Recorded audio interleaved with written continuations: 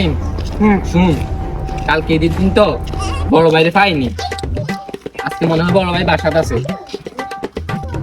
বাসাতে আছে মনে হয়। চল বড় ভাইতেই একটু সালাম দিয়ে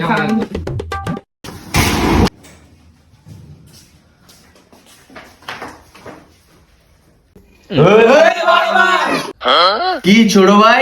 বড় ভাই কালকে তো ঈদের দিন আপনারা পাইলাম না, সালামিটাও দিলেন না। ভাইয়ের তো একটা মিটিং ছিল কালকে, তাই ভাই তোমাদের সাথে কালকে দেখা করতে পারে নাই। ভাইয়ের কালকে কি মিটিং ছিল ওটা তো আমরা ভালো করে জানি। হ্যাঁ তোমরা কি ভাবতেছো? আচ্ছা যাই হোক, শোনো, এই নাও সালামি নাও তোমাদের।